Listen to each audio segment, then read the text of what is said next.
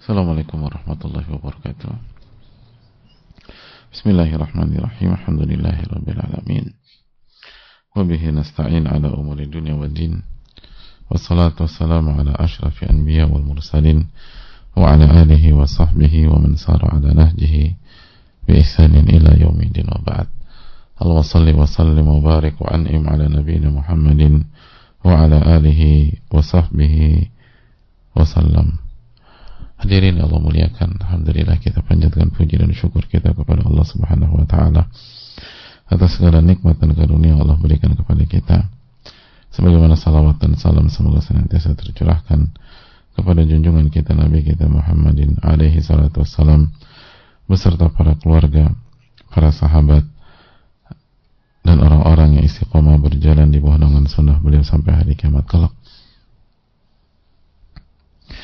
Hadirin Allah muliakan, alhamdulillah kita bersyukur kepada Allah Subhanahu wa taala yang telah memberikan kita taufik dan hidayahnya sehingga kita bisa bersua dan berkumpul pada kesempatan kali ini untuk menambah ilmu kita dan iman kita kepada Allah Jalla wa Ala. Dan semoga Allah Subhanahu wa taala memberikan taufik kepada kita untuk bisa memahami dan mengamalkan, lalu mendakwahkan sesuai dengan kapasitas dan kondisi kita masing-masing.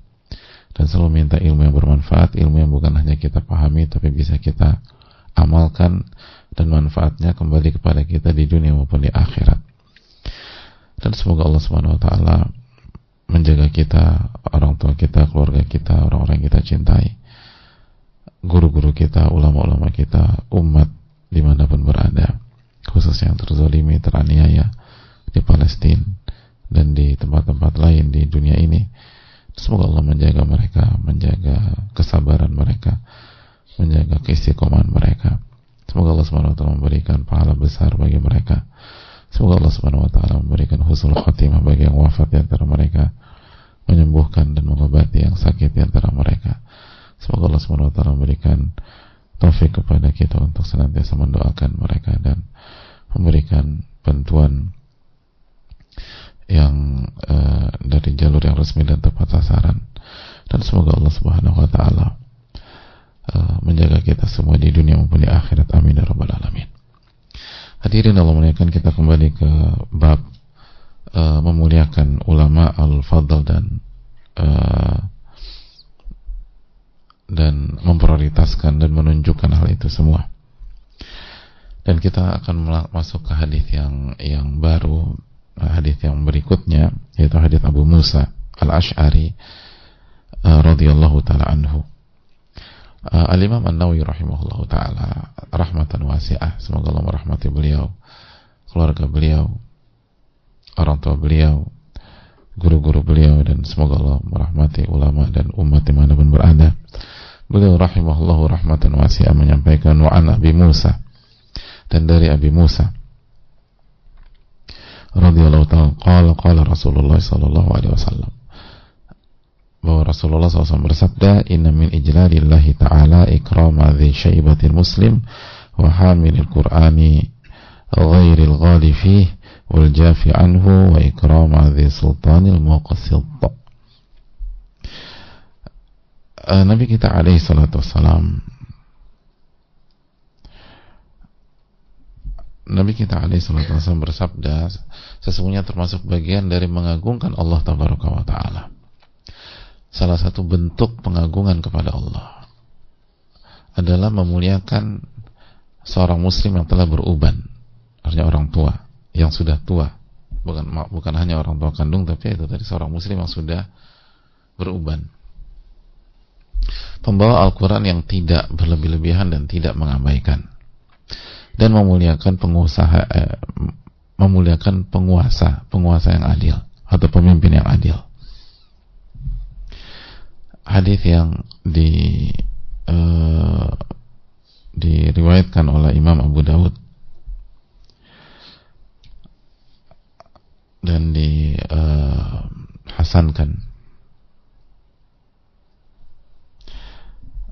Sederhana, simpel, tapi dalam, karena ini berkaitan dengan ta'zimullah atau ijlalullah azza wa jalla, mengagungkan Allah Subhanahu wa taala. Di antara bentuk mengagungkan Allah adalah memuliakan seorang muslim yang sudah beruban atau yang lebih tua, atau yang khususnya tua ya, lebih tua, atau khususnya yang lebih spesifik usia yang dimana seseorang itu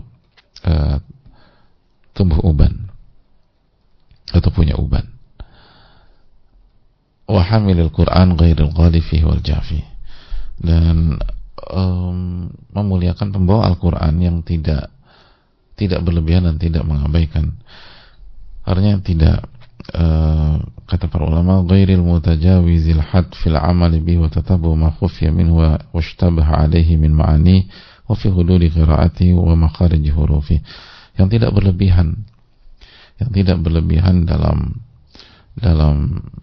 mengamalkannya, tidak berlebihan dalam makharij hurufnya, tidak berlebihan dalam batasan-batasan qiraahnya dan lain sebagainya. Sebagaimana tidak mengabaikan, tidak lalai dalam mengamalkan, tidak lalai dalam membaca, tidak lalai dalam hukum-hukumnya dan seterusnya. Jadi tidak berlebihan dan tidak mengabaikan. Lalu yang ketiga, pemimpin yang adil.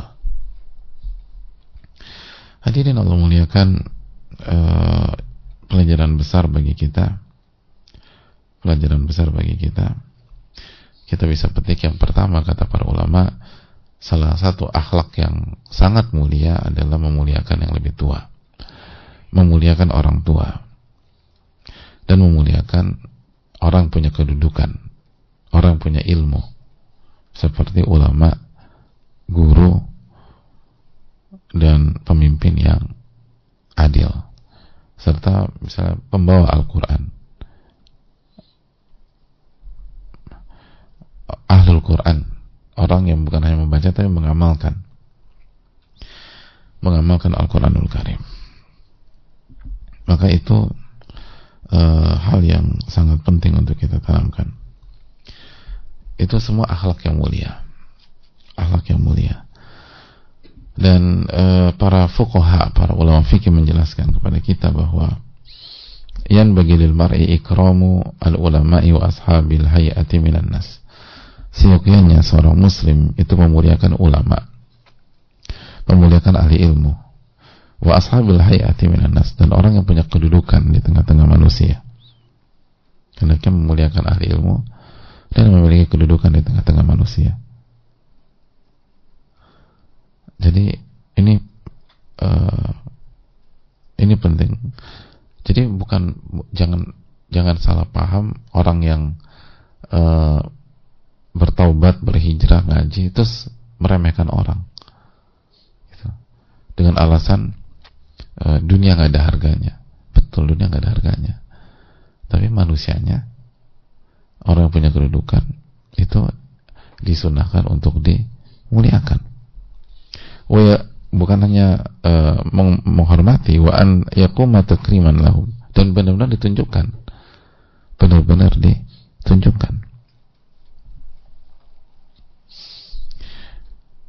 Bagaimana kita memuliakan ulama, ahli ilmu, guru, lalu pemimpin yang adil, ahli Quran, dan sosok yang punya kedudukan di tengah-tengah masyarakat. Kama yajuzu taqbilu yadil alim al-wari' wa sultanil adil wa taqbilul walidain wal ustadhi wa kullu man yastahiqu ta'zimul ikram. Sebagaimana ulama fikih menjelaskan, diperbolehkan mencium tangan ulama yang wara', yang menjaga diri dari dosa, mencium tangan ulama yang wara' atau pemimpin yang adil, sebagaimana mencium tangan kedua orang tua,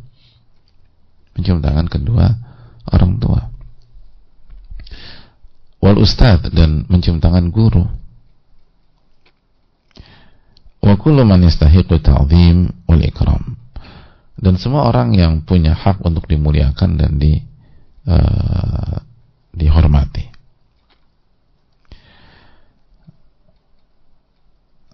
Jadi semua itu tuh dijelaskan oleh para ulama. Jadi kultur cium tangan itu dijelaskan para ulama. dijelaskan oleh para ulama dalam buku-buku fikih mereka. Kama yajuzu taqbilu ar-ra'si wal jabhah wa bainal 'ainain walakin kulla dhalika idza kana 'ala wajhil umar wal ikram aw asy-syafaqa 'inda liqa' wal wada' wa tadayyunan wa ihtiraman ma'a amni syahwah. Sebagaimana diperbolehkan juga mencium kepala atau kening, tapi itu semua dalam rangka menghormati, menyayangi ketika berjumpa, ketika berpisah, dan dalam rangka itu tadi memuliakan atau mengagungkan Allah Subhanahu wa taala dan menghormati dengan syarat aman dari syahwat dan sesuai kultur. Karena nggak semua punya kultur seperti itu atau budaya seperti itu. Tapi ada beberapa negeri yang punya kultur demikian, gitu. Kayak di antara di negara Arab itu kalau memuliakan guru itu keningnya dicium, gitu, atau kepalanya dicium, kepala dicium, dan kayak di Madinah gitu. Itu kalau hadirin atau di negara Arab lah ya, di beberapa negara Arab kalau hadirin umrah atau haji terus ngelihat misalnya Masjid Nabawi atau Masjidil Haram ada guru-guru atau syekh-syekh atau ulama-ulama sama murid-muridnya, dan ketika ketemu coba perhatikan deh gitu. Muridnya kan cium kepala gurunya gitu. Itu kultur. Nah pertanyaannya, apakah itu juga berlaku di Indonesia? Gitu loh. Coba kalau ada orang cium kepala antum, gimana perasaan antum? Ini beda kultur. Al-'adatu muhakkamah. Al-'adatu muhakkamah. Jadi kultur itu bisa dijadikan parameter sesuai dengan negeri masing-masing. Dan juga harus aman dari syahwat. Aman dari syahwat. Aman dari fitnah. Dan makanya pure untuk menghormati dan memuliakan. Makanya karena pesannya menghormati, memuliakan, kembali kepada urf. Karena kalau kita maksudnya menghormati, memuliakan, tiba-tiba di sebuah negeri itu melecehkan, ya berarti pesannya nggak sampai. Berarti pesannya tidak sampai. Nah, kita harus tahu kultur, kita harus punya kecerdasan sosial. Di daerah ini misalnya, di provinsi ini, kalau menghormati orang lebih tua tuh gimana caranya ya? Gitu. Bagaimana caranya? Kan macam-macam. Ada yang salaman aja, ada yang cipika-cipiki gitu loh. Setiap daerah atau setiap negeri punya kultur yang berbeda-beda. Nah, selama itu tadi, selama dalam rangka memuliakan dan tidak ada, dan menjaga syahwat di sana, menjaga fitnah di sana, maka, dan tidak menyelisih syariat gitu loh, maka tidak itu dianjurkan. Jadi itu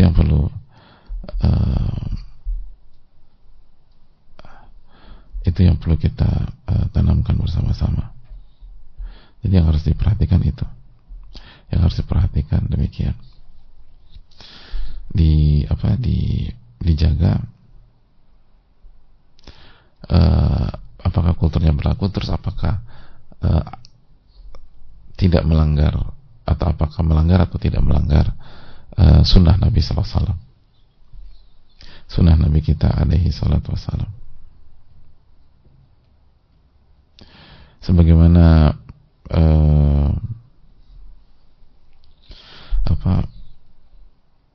hadits Qais ya gitu loh, hadits Qais. Terus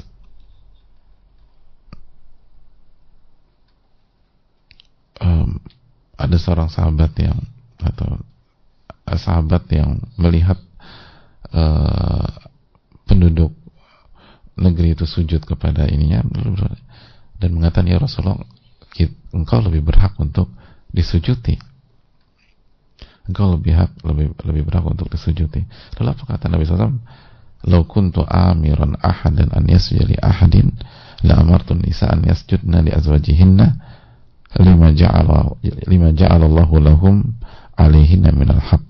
Kalau aku diperbolehkan untuk memerintahkan seseorang untuk sujud kepada pihak lain, maka aku akan perintahkan wanita sujud kepada suami mereka, karena betapa besarnya hak suami yang harus ditunaikan oleh istri. Itu Pak. Jadi kalau aku diperbolehkan memerintahkan seseorang sujud kepada pihak lain, aku akan perintahkan wanita sujud kepada suami, karena hak suami itu sangat besar. Hadis riwayat Imam Abu Daud. Jadi itu poin yang perlu kita camkan bersama-sama. Jadi harus dilihat bagaimana urf, harus dilihat apakah sesuai dengan apa, tidak melanggar syariat apa tidak, lalu lihat urf di sana bagaimana, lalu yang ketiga, atau melihat urf di sana bagaimana, lalu apakah ini melanggar syariat atau tidak, terus apakah aman dari fitnah atau syahwat dan lain sebagainya. Itu yang perlu kita camkan bersama-sama. Allahu ta'ala alam. Jadi menghormati itu penting. Yang terakhir hadirin Allah muliakan, bahwa ketika kita melakukan ini, niatkan untuk takarrub dan memuliakan Allah Subhanahu wa taala, mengagungkan Allah Subhanahu wa taala. Disinilah kenikmatan menjadi seorang muslim. Ketika kita menghormati manusia, kita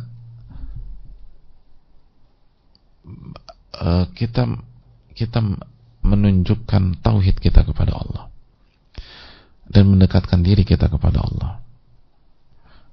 Jadi bukan semata-mata ingin mendekat kepada makhluk tersebut.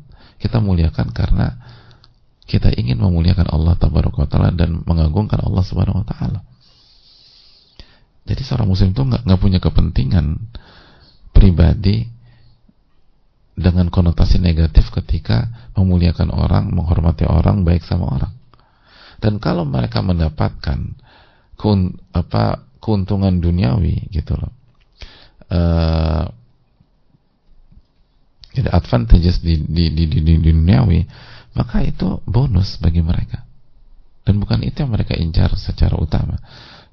Fokus mereka bagaimana mengagungkan Allah Subhanahu wa taala, bagaimana menjadi hamba yang lebih baik, bagaimana menjadi hamba yang dicintai oleh Allah Subhanahu wa taala, bagaimana menjadi hamba yang diterima oleh Allah Tabaraka wa taala. Dan ini akan membuat mereka ketika menghormati dan memuliakan orang penuh dengan ketulusan, tidak ada kepentingan, bukan ABS asal bapak senang, atau penjilat, atau dua muka, two faces dan lain sebagainya. Enggak. Tapi ini murni berharap bisa menjadi akses mendekat kepada Allah, mengagungkan Allah Subhanahu wa taala, menunaikan hak Allah Tabaraka wa taala, lalu mengamalkan dan menerapkan sunnah Rasulullah sallallahu alaihi wasallam.